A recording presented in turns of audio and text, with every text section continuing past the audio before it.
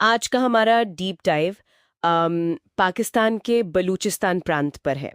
नवंबर 2025 की रिपोर्ट्स एक बहुत बहुत ही गंभीर तस्वीर दिखा रही हैं, खासकर 29 और 30 नवंबर को। सिर्फ 24 घंटों में प्रांतीय राजधानी क्वेटा में 7 से ज्यादा धमाके हुए। तो मिशन ये समझना है कि ये अचानक इतनी हिंसा क्यों बढ़ गई, असल में चल क्या रहा है वहां। और देखिए, इसमें जो सबसे सबसे चौंकाने वाली बात है वो ये नहीं है कि हमले हुए, बल्कि ये है कि इन हमलों का मकसद क्या था।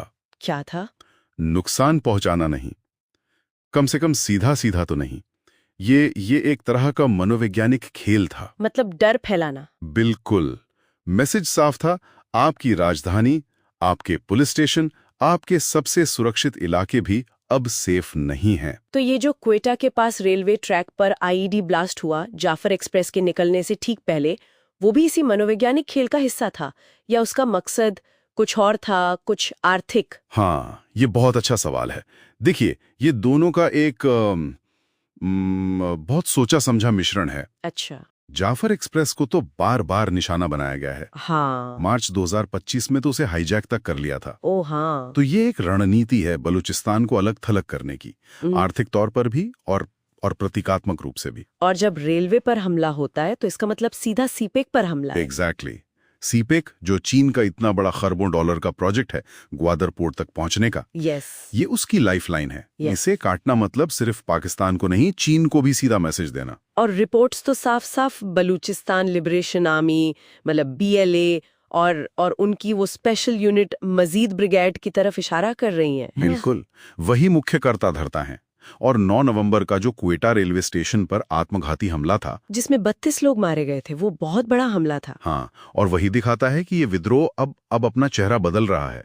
बीएलए अब सिर्फ पहाड़ों में छुपकर लड़ने वाली गुरिल्ला फोर्स नहीं रही। अब वो शहरों में आ गए हैं। अंत में 71 से ज्यादा हमलों का दावा किया है। 71, ये तो बहुत बड़ा आंकड़ा है। जी, ये उनकी बढ़ती ताकत और बदली हुई रणनीति दोनों को दिखाता है। जाहिर है सरकार भी चुप नहीं बैठी होगी इस सब पर। नहीं, बिल्कुल नहीं। 19 नवंबर को ही पाकिस्तान की शीर्ष समिति ने एक व्यापक सैन्य अभियान को मंजूरी दे दी।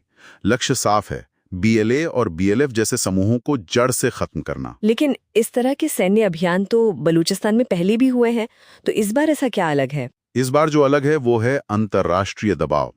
यही सबसे बड़ा ट्विस्ट है इस कहानी में। अच्छा, कैसे? एक तरफ पाकिस्तानी सेना ऑपरेशन की तैयारी कर रही है और दूसरी तरफ नवंबर के आखिर में ही ब्रिटिश संसद में बलूचिस्तान के मानवाधिकारों पर गंभीर बहस हुई। किन मुद्दों पर हुई ये बहस?